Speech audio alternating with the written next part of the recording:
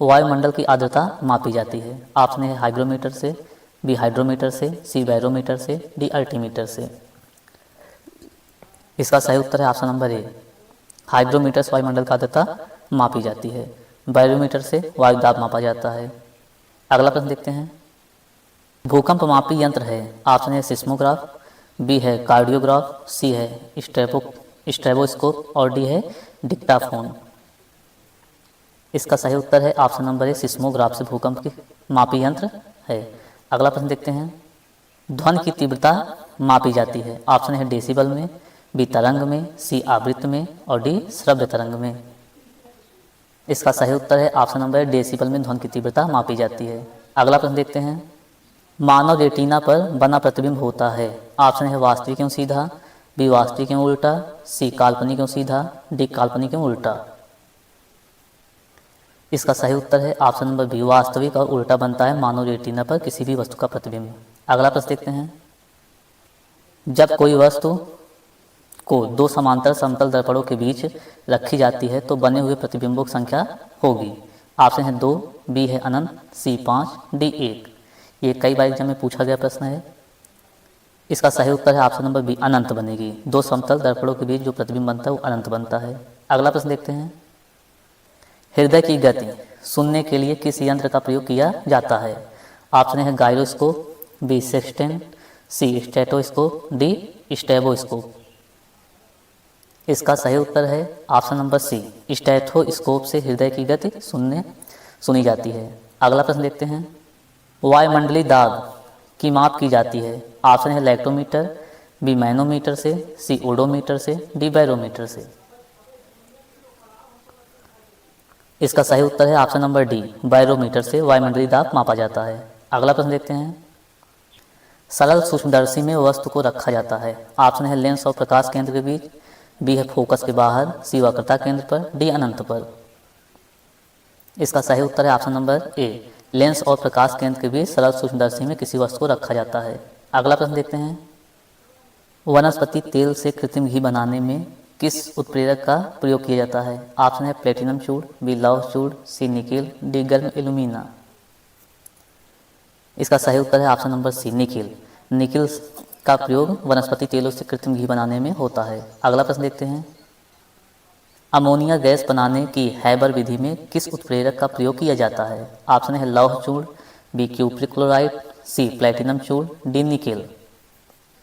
इसका सही उत्तर है ऑप्शन नंबर ए, लौह चूड़ का इस्तेमाल किया जाता है अमोनिया गैस बनाने में। अगला प्रश्न देखते हैं। अवतल दर्पण में वस्तु का प्रतिबिंब दर्पण के पीछे काल्पनिक, सीधा तथा वस्तु से बड़ा बनता है जब वस्तु होती है? ऑप्शन है अनंत पर, बी फोकस पर, सी ध्रुव पर, डी फोकस और ध्रुव के बीच। इसका सही उत्तर है ऑप्शन नंबर डी, फोकस और ध्रुव के बीच होता है। अगला प्रश्न देखते हैं। रक्त का दाब किस यंत्र से मापा जाता है?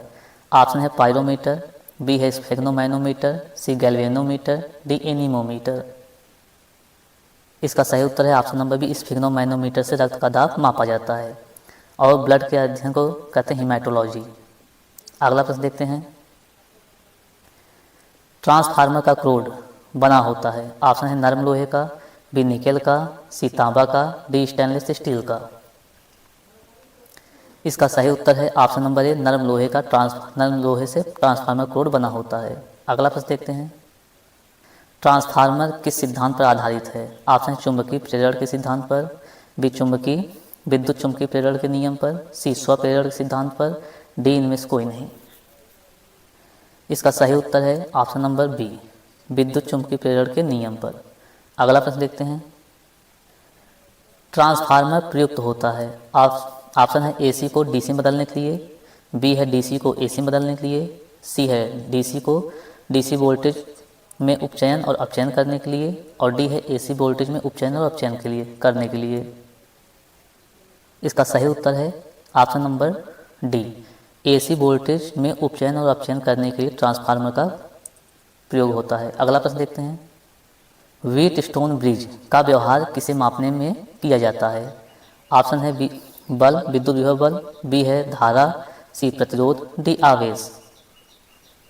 इसका सही उत्तर है ऑप्शन नंबर सी, प्रतिरोध को मापने के लिए हीट स्टोन ब्रिज का प्रयोग किया जाता है। अगला प्रश्न देखते हैं,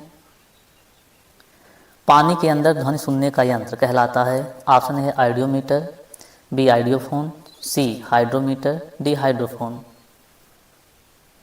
इसका सही उत्तर है ऑप्शन नंबर डी, हाइड्रोफोन का इस्तेमाल पानी के अंदर ध्वनि सुनने के लिए किया जाता है। अगला प्रश्न देखते हैं, लाउड स्पीकर में ऊर्जा परिवर्तन होता है। ऑप्शन ए है ध्वनि से यांत्रिक एवं यांत्रिक से विद्युत ऊर्जा में,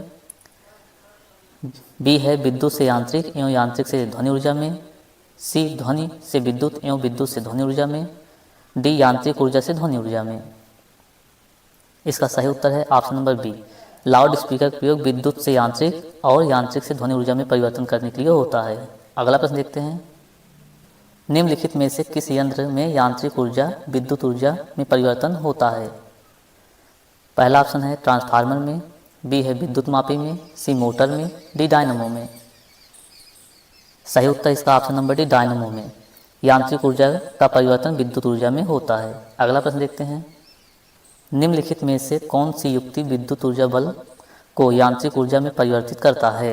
ऑप्शन है डायनमो, बी ट्रांसफार्मर, सी विद्युत मोटर और डी इंडक्टर। इसका सही उत्तर है ऑप्शन नंबर सी, विद्युत मोटर। विद्युत मोटर जो है यह विद्युत ऊर्जा को यांत्रिक ऊर्जा में परिवर्तित करता है।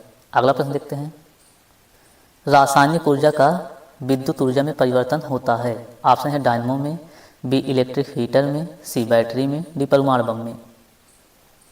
इसका सही उत्तर है ऑप्शन नंबर सी, बैटरी में रासायनिक ऊर्जा का विद्युत ऊर्जा में परिवर्तन होता है। अगला प्रश्न देखते हैं, रेक्टिफायर का प्रयोग किया जाता है। ऑप्शन ए है उच्च वोल्टेज को निम्न वोल्टेज में बदलने के लिए, बी है निम्न वोल्टेज को उच्च वोल्टेज में बदलने के लिए, सी है डीसी को एसी में बदलने के लिए और डी है एसी को डीसी में बदलने के लिए।